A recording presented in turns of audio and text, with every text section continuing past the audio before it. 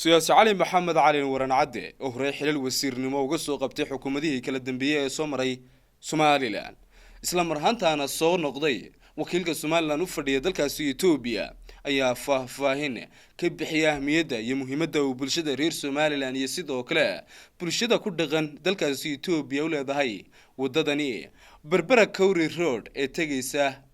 magaalada Wajaale isla marantana ka imanaysa magaalada xeebada Berbera taasi oo maalmadani maanta laga dhagax dhigay bariga magaalada Hargeysa taasi oo dhagax dhigay madaxweynaha Somaliland mudane Muuse Biixi Cabdi iyo sidoo kale madaxweynaha dawlad deegaanka Soomaalida Ethiopia Mustafa Maxamed Cagjar iyo wakiilka Sacuudi dalka Imaaraadka Carabta oo qaabilsanaa shirkadda DP World ee fulinaysa mashruuca wadadani siyaasi cali maxamed cali waran cadde oo arintaasi ka hadlaya ayaa waxa uu yiri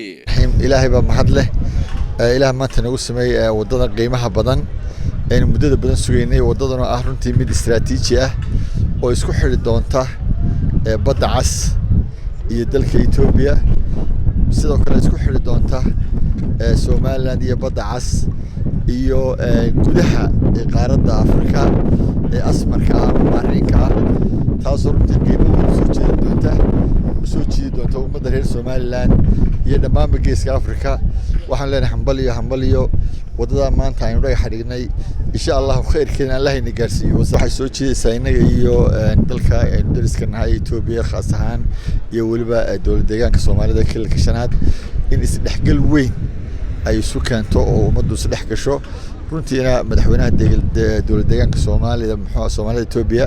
waxa la kaga dhawaaqay in muxuu ahaayay isu furmi doonaan marka hawshan dhamaato isu socodka labada dal iyo ganacsatada iyo dalxiiska intaba marka waxay soo kordhin doontaa insha Allah